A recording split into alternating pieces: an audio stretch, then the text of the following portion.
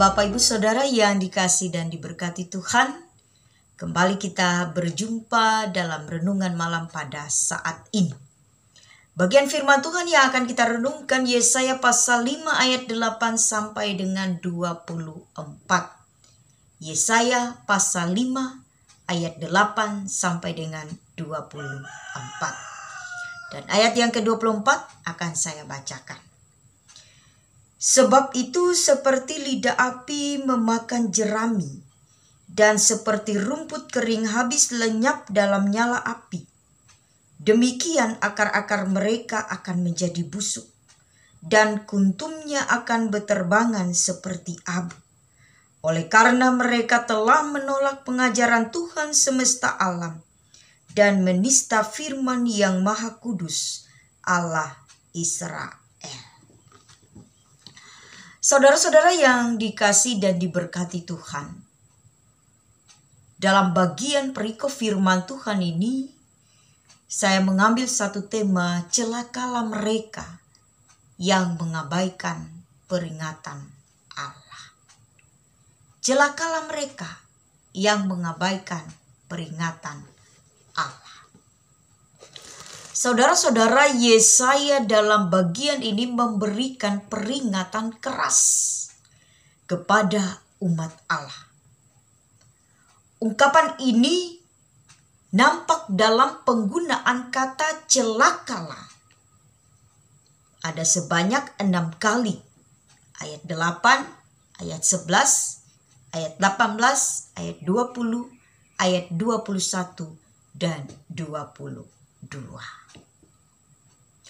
Jika peringatan keras itu tidak didengarkan, maka tentu hukuman Allah yang menanti, yaitu murka Allah yang menyala-nyala,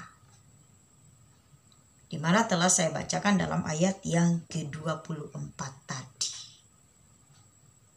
Peringatan yang disampaikan oleh Yesaya menunjukkan betapa buruknya tingkah laku, betapa buruknya perbuatan umat Allah pada waktu itu. Dan ada 6 kali kata celaka. Nah, celaka yang pertama itu terkait dengan penindasan sosial di mana para pemimpin hidup demi kepentingan sendiri. Mereka merampas harta benda rakyat atau masyarakat.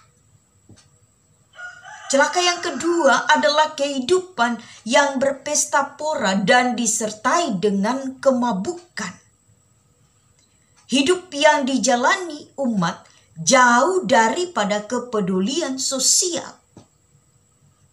Mereka dirasuki oleh kenikmatan diri, di mana kekudusan Allah tidak lagi penting bagi mereka. Celaka yang ketiga adalah berdusta, menjadi kebiasaan hidup sehari-hari, di mana dusta tidak lagi dilihat sebagai suatu dosa, tetapi di mana berdusta merupakan sebuah pembenaran diri. Celaka yang keempat, memutarbalikkan kebenaran adalah hal yang biasa bagi mereka lakukan, di mana kepandaian mereka berargumen membuat yang benar menjadi salah, serta yang salah menjadi benar.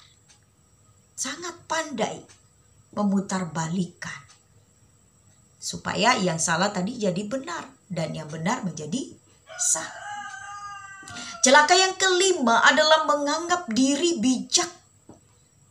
Dengan kesombongan mereka yang merasa bahwa dirinya itu lebih bijaksana dan cerdas daripada orang lain.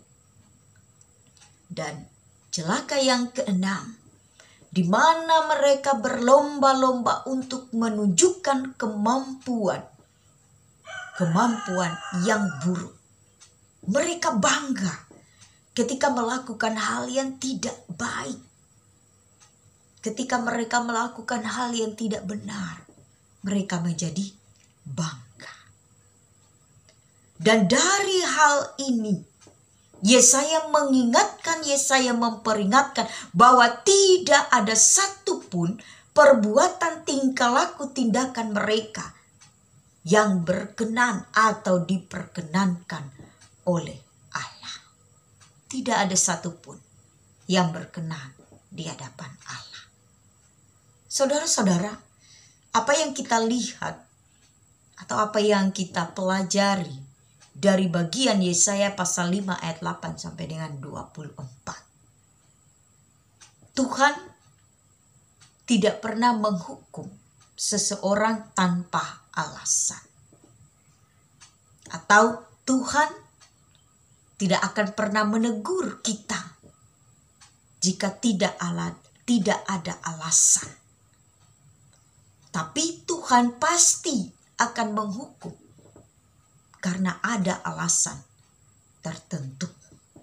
Artinya ketika hidup kita tidak lagi berkenan, tidak lagi sesuai. Tetapi Tuhan tidak langsung menghukum. Kita pelajari dalam bagian ini, Tuhan terlebih dahulu memberikan peringatan atau Tuhan mengingatkan. Nah, apabila teguran Tuhan itu diabaikan atau teguran Tuhan itu kita abaikan, peringatan Tuhan itu tidak kita dengar atau tidak kita indahkan, maka hukumannya pun akan berlaku atau menimpa hidup kita. Tergantung kembali kepada kita.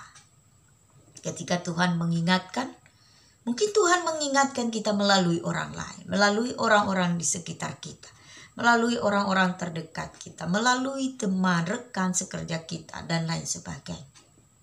Tetapi Tuhan memakai untuk mengingatkan, untuk memperingatkan kita, supaya kita tidak lebih jauh jatuh di dalam dosa. Dan supaya kita sadar serta kembali untuk melakukan apa yang dikehendakinya. Karena celakalah orang yang tidak mengindahkan, yang tidak mendengar, dan yang tidak melakukan ketika Tuhan memperingati. Tuhan Yesus memberkati kita sekalian. Amin. Mari kita berdoa. Terima kasih ya Tuhan, firman-Mu menyapa kami pada saat ini. Terima kasih ya Bapa karena Engkau terus-menerus mengingatkan kami melalui kebenaran firman-Mu, melalui orang-orang di sekitar kami, melalui orang-orang yang kami kasih, dan melalui siapapun. Karena sesungguhnya Tuhan tidak menghendaki kami untuk lebih jauh jatuh di dalam dosa dan pencobaan. Tuhan menghendaki kami untuk senantiasa hidup di dalam ketaatan, hidup di dalam kasih damai sejahtera, bahkan terlebih hidup hanya memuliakan Tuhan. Kami lemah ya Allah, kami terbatas sebagai manusia. Tetapi Tuhan, kami yakin, kami percaya, ketika Roh Kudus Tuhan yang mengurapi memampukan kami, maka pasti kami akan mampu menjalani kehidupan ini hanya sesuai seturut dengan kehendak-Mu saja. Ampuni salah dosa kami ya Allah, agar kami senantiasa layak untuk dipanggil sebagai anak-anak Tuhan. Amin. Shalom.